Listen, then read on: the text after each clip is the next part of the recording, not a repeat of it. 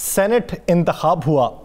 Senate इंतखाबात में जिसकी जो तवक्को थी उसे तकरीबन उसके मुताबिक मिला। पाकिस्तान तहरीक इंसाफ को आज के सेनेट इंतखाबात में मजमूए के हिसाब से 20 नशिस्तें मिलना थीं।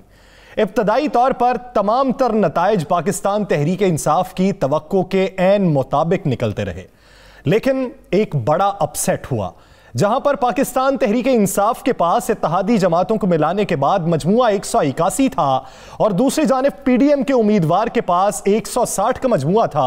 वहां पर बड़ा अपसेट हो गया। अब्दुल हफीज शेख जो पाकिस्तान तहरीक इंसाफ के उम्मीदवार थे और दूसरी जानिब पीडीएम के मुश्तरका उम्मीदवार पाकिस्तान पीपल्स पार्टी पार्लियामेंटेरियन की जानिब से साबिक वज़ीर आज़म यूसुफ रज़ा गिलानी थे, वो जीतने में कामयाब हो गए। एदाद-ओ-शुमार ये बताते हैं कि 169 वोट साबिक वज़ीर आज़म यूसुफ रज़ा गिलानी ने लिए और 164 वोट अब्दुल हफीज शेख ने लिए और 7 वोट ऐसे हैं जो मुस्तरद हो गए। अब यह देखा जाए कि अगर वो 7 वोट मुस्तरद ना होते और वो पलड़े में पड़ते अब्दुल हफीज शेख के, तो वो जीतने में कामयाब हो जाते। ये एक बहुत बड़ा अपसेट था। इस अपसेट के पीछे कहानी क्या है और सेनेट इलेक्शन में इस बड़े अपसेट को लेकर आने वाले दिनों में सियासी मंजरनामे पर क्या तब्दीली आएगी, राना साहब से जानेंगे। राना साहब, एक ऐसी नशिस्त जिसे पहले हॉट फेवरेट बनाया गया और जीत के दावे किए गए, उसमें बुनियादी तौर पर अपसेट हो जाना, उस अपसेट की आपको बुनियादी वजह क्या लगती है? इसके पीछे मुहर्रिकात क्या थे और इसका असर क्या पड़ेगा? बिस्मिल्लाहिर्रहमानिर्रहीम। यासर, एक तो हमें मान लेना चाहिए कि हम तमाम लोगों के तज्जिया गलत निकले, हमारी इंफॉर्मेशन गलत निकली और जरदारी साहब का कुलिया, जरदारी साहब की सियासत, जरदारी साहब का तरीका बेहतरीन निकला। ये भी आपका आला ज़र्फ। देखिए, हमें मान लेना चाहिए। अगर ज़मीनी हिकायत देखें तो किसी सूरत में हफीज़ शेख नहीं हारते थे। अगर इनके इजलास देखें तो हफीज़ शेख नहीं हारते थे। लेकिन अगर आसफ अली जरदारी साहब की हिकमत अमली देखें तो साबित हो गया कि एक जरदारी साहब पे बार ये एक साबित हो गया। लेकिन अफसोस भी हुआ, बहुत अफसोस है कि 7 वोट मुस्तरद हुए।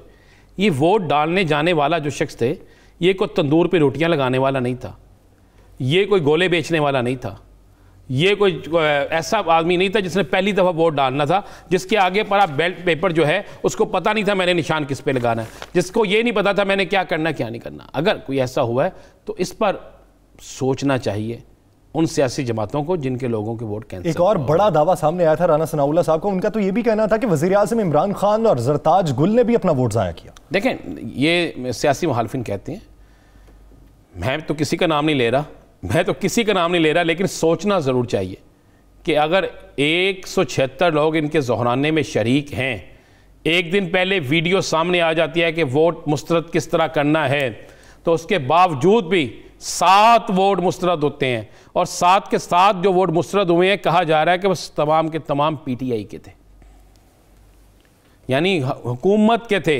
7 वोट वो मिल जाएं तो हफीज शेख जीत गए। इसी तरह इनको देखना होगा कि इनके अंदर से कौन से लोग चले गए अपोजिशन के साथ। देखिए यासर, मैंने कल प्रोग्राम में कहा था कि सुप्रीम कोर्ट के फैसले से पहले पैसा चल गया, याद है आपको? जी जी, हमने कल के प्रोग्राम में कहा था और मैंने कहा था कि 6 अरब के लगभग पैसा पंजाब के अंदर चला है। आज की जो कैलकुलेशन है, जो देखा गया है, उसमें पंजाब, सिंध और केपी के, इन तीनों के अंदर से कौमी असम्बली के वोट जो हैं उनमें सारा कुछ हुआ है। लेकिन राना साहब, अगर मजमूई तौर पे देखा जाए तो एक्सपेक्टेशंस जो थी उसी के मुताबिक मिली है, सिर्फ एक सीट को लेके। 20 तो पहले भी एक्सपेक्टेड थी कि तहरीक इंसाफ को मिलेंगी, अब 20 की बजाय 19 मिली हैं। आप ये देखिए कि एक सीट है जिस पे 164 वोट मिल रहे हैं और दूसरी भी सीट है खातीन की नशिस्त, मैं उसी की तरफ आ रहा हूँ। अब वो उसको 174 मिल रहे हैं, 10 वोटों का फर्क है। अल्लाह भला करे। ये सेम वही पोजीशन है जो सलीम मांडरी वाला और सादिक संजरानी साहब के, आपको याद नहीं अदम इत्तेमाद के हवाले से क्या हुआ था कि जो इनका एक उम्मीदवार था अदम इत्तेमाद में, वो हार गया। जब मांडरी वाला साहब की बारी आई तो वोट। देखिए, आज पीडीएम नहीं जीती। यासर, मैं एक तो बता दूं, ये बड़े दावे हो रहे हैं ना पीडीएम के उम्मीदवार इलेक्शन, कोई पीडीएम नहीं जीती। पीडीएम जीती तो फिर वो नून लीग को जीती। नून लीग की खातून को वोट क्यों कम मिले? उसको जो वोट देने वाले लोग थे वो क्यों कम हुए? आखिर गिलानी साहब को वोट जितने पड़े उसको क्यों नहीं मिले? ये भी एक सवाल। देखिए, जहां पर हुकूमत के लिए परेशानी है वहां पर पीडीएम के अंदर भी परेशानी बननी चाहिए, बल्कि परेशानी है। आप देखिए ना, पीडीएम के बड़े अहम लोग कई हार भी गए हैं ना। फरतुल्लाह बाबर क्यों हारे हैं? कहा जा रहा था कि बहुत कुछ होना, कई बहुत सी जगहों पे यासर बड़ा कुछ हुआ है। ये जो सीट थी ना यूसुफ रज़ा गिलानी वाली, मैंने कल प्रोग्राम में कहा था कि इलेक्शन को जीते या हारे, मार्च में कोई बड़ी चेंज आएगी। मैं अब भी अपनी बात पे कायम हूँ, कोई बड़ी चेंज आएगी। एक तो ज़हन में रखिएगा कि इस इलेक्शन का चेयरमैन सेनेट के अभी इलेक्शन होने हैं, अभी तक अददी जो पोजीशन है उसमें हुकूमत आ गया है इत्तेहादियों के साथ मिलके। जी जी। अब उस पर जाके बहुत ज़्यादा फ़र्क नहीं है, बिल्कुल दुरुस्त कह रहे हैं। अब वहाँ पर भी चूँकि जरदारी साहब हैं, लेकिन अब ये भी सोचना होगा ना कि क्या इलेक्शन हुकूमत हारी है या कोई और हारा है। क्या हुकूमत का हारना और ऐसे लोगों का जीत जाना जिन पर बहुत से इल्ज़ामात हों, तो फिर ये बहुत से लोगों के लिए सवालिया निशान भी है यासर, और जिनके लिए सवालिया निशान है, मेरा ख्याल है आज के बाद शायद वो इस पर गौर ज़रूर शुरू करें। शायद वो पहले नहीं कर रहे थे लेकिन करें। लेकिन एक चीज़ तो साबित हो गई, ये जो शोर मचा हुआ था ना पीडीएम से, ये बड़े बड़े लोग शोर डाल रहे थे। आज जरदारी साहब ने भी डाला था शोर कि जनाब अदारे जो हैं वो इस पे हिस्सा लेते हैं, अदारे जो है वो प्रेशराइज करते हैं। आज तो साबित हो गया ना किसी अदारे ने प्रेशराइज नहीं किया। आज तो साबित हो गया कि अदारे न्यूट्रल हैं। तो अब क्या करेंगे? बल्कि अब तो ये सवालिया निशान है कि आज के दिन तक इलेक्शन कमीशन ने क्यों नहीं एक्शन लिया कल वाली बात पे, एक फुटेज के बाद। अब वोट मुस्तरद हो गए, साबित होगी वो चीज़, अब ये जो एक्शन है उस पर क्यों नहीं हुआ? यासर साहब, ये मैं आपको बता दूं, पता चल चुका है। मैं आपको ये भी एक बड़ी खबर दे दूं, पता लग गया है किसके वोट नहीं पड़े। ये मैं आपको बिल्कुल मुसद्दक़ा इत्तला दे रहा हूँ। वो कैसे? देखें, वोट थे कितने थे? 3.5 लाख, 340 वोट थे। जिनके मुस्तरद हुए वोट वो भी पता चल गया है। 7 वोट मुस्तरद, 333 पड़े। हाँ, वो भी पता चल गया है। जिन्होंने वोट नहीं दिया, देखें जब कोई इलेक्शन जीतता है ना, उसके बाद बहुत सी मुबारकबादें, किसी के मैसेज, किसी का कोई चीज़, किसी की यकीन दहानी, किसी का ये कहना जनाब अब तो हमने हक अदा कर दिया ना। आइंदा आने वाले चंद दिनों में एक वीडियो आ रही है सामने, जिसमें ये आ जाएगा किसको कहाँ पर कितने पैसे मिले हैं। ये मैं बता दूँ, मैं आपको चंद दिनों में बहुत से चीज़ें सामने आना शुरू हो जाएंगी। बहुत से लोग जब ये वजाहतें देना शुरू कर देंगे कि मैं कसम खा के कहता हूँ मैंने वोट दिया, तो उसने वोट नहीं दिया होगा। भाई वजाहत तो वो देता है जिस पे शक हो। जब बगैर किसी चीज़ के वो वजाहत देना शुरू कर देगा तो ये सब कुछ हो जाएगा। देखें, आज के इलेक्शन के बाद अब ये होगा, अब पीडीएम जो है, मौलाना फजलुर रहमान या मरियम साहिबा जो है, उनके कहने पर नहीं होगा। अब पीडीएम समझती है कि अगर हमने आगे जीतना है, आगे निकलना है, तो फिर हम आसफ अली जरदारी जो है वो जो कहते हैं हमें वो मानना पड़ेगा। जरदारी साहब तो कहते हैं मैं तो कराची बैठा हूँ, मुझे क्या पता क्या हो रहा है। कहते हैं जो आसफ अली जरदारी है वो मानना पड़ेगा।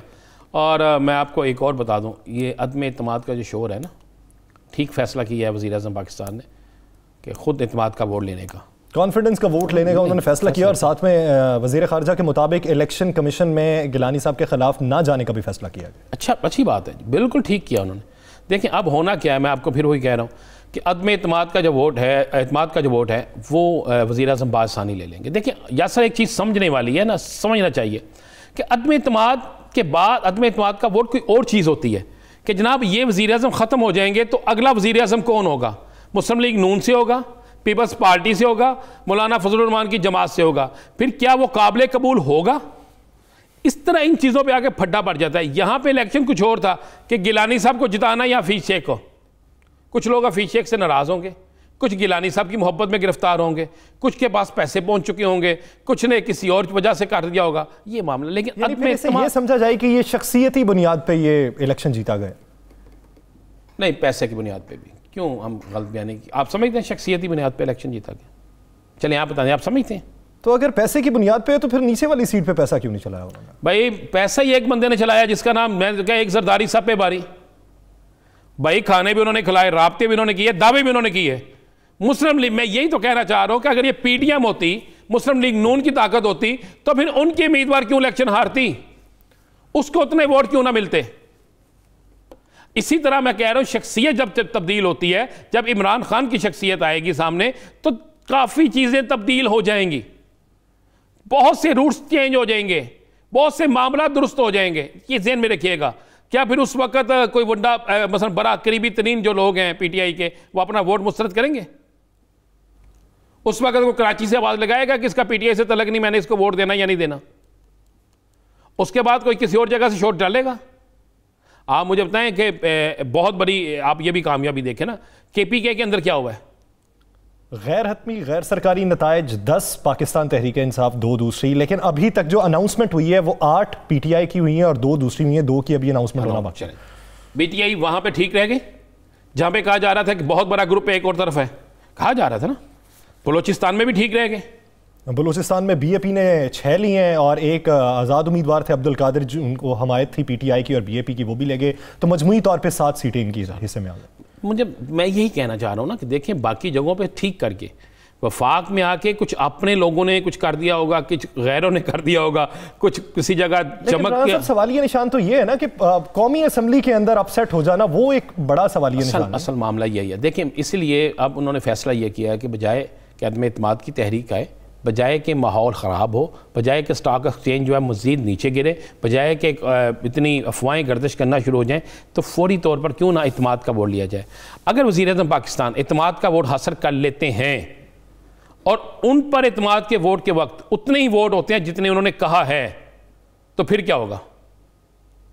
अच्छा फ़र्ज़ कर लीजिए वहाँ पर भी अगर जरदारी फार्मूला चल जाता है तो। हाँ, ये मैं बिल्कुल दुरुस्त कह रहे हैं। ये तो आप एक चीज़ ज़हन में रखिएगा, एक दफ़ा जब बंदा मार खाता है ना, तो दूसरी दफ़ा वो उन तमाम खामियों को ढूंढने की कोशिश करता है, जहाँ पे गलतियाँ हुई हैं उन्हें सीधी करने की कोशिश करता है। आप क्या समझ रहे हैं कि आज की रात इमरान खान साहब के लिए अच्छी रात होगी? ये सुकून से सोए होंगे? तमाम पीटीआई के लोगों के लिए क्या आज की रात बड़ी बेहतर रात है? उनके लिए सवालिया निशान नहीं है कि आज उनके खिलाफ फैसला आ गया, हर मुल्क के हर हिस्से में डिस्कस हो रहा है। फिर मैं वही कह रहा हूँ कि ये आज की जीत जो है ना, वो आसफ अली जरदारी की जीत है, पाकिस्तान पीपल्स पार्टी की जीत है। ये किसी सूरत में पीडीएम की जीत नहीं है। पीडीएम की जीत इस सूरत में होती कि जनाब वहाँ पर दूसरी नशिस्त पर ये जीतते। दूसरी नशिस्त पर कौन खड़ा था, किसकी उम्मीदवार थी? मुस्लिम लीग नून की। तो अगर मुस्लिम लीग नून की उम्मीदवार को पीपल्स पार्टी या कोई और लोग वोट नहीं दे रहे, या पीपल्स पार्टी ने वोट दिया, उन लोगों ने वोट नहीं दिया जिन्होंने गिलानी साहब को वोट दिया है, तो इसका मतलब फिर आपको वाज़ेह होगा कि गिलानी साहब की मोहब्बत और आसफ अली जरदारी का जादू, ये दोनों काम दिखा गए। लेकिन मैं फिर कहूँगा एक सवालिया निशान बन गया है कि ये बहुत से हलकों के लिए, बहुत से अहम हलकों के लिए है कि क्या आगे यही सिलसिला चलना है, क्या इसी तरह सब कुछ होना है? और अगर इसी तरह होना है तो फिर तो आने वाले वक्त में जिसके पास पैसा होगा, जिसके पास प्लानिंग होगी, वो जीत जाएगा। जो नजरियाती होगा, जिसके जो समझता है कि मैं पाकिस्तान के साथ मुखलस हूँ, नजरियाती हूँ। अच्छा, मोहम्मद जुबैर साहब की राय पे किस हद तक इत्तफाक करते हैं? उनका ये कहना है कि आज या कल अब्दुल हफीज़ शेख साहब चले जाएंगे। देखें, ये उनकी राय है, अब्दुल हफीज़ शेख साहब जाने वो जाने।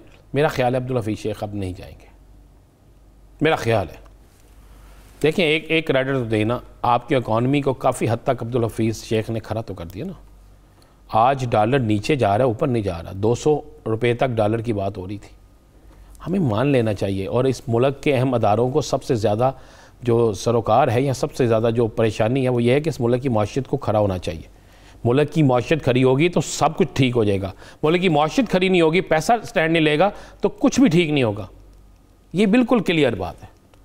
आप देखें ना, क्या डॉलर नीचे नहीं आ रहा? 15 पैसे, 20 पैसे, 30 पैसे। अब्दुल हफीज़ शेख साहब की ज़ात से इख्तलाफ किस बात पे हो सकता है अगर मईशत ठीक समत में जा रही है तो? मैं तो कह रहा हूं कि ये तो सवाल उन लोगों से जिनके वोट मुस्तरद हुए, ये सवाल उन लोगों से जिन्होंने अपना ज़मीर बेचा, ये सवाल तो उन लोगों से पूछना चाहिए। यही मैं कह रहा हूं कि अब तो ये सवाल पूछना भी चाहिए, उन लोगों को सामने भी लाना चाहिए।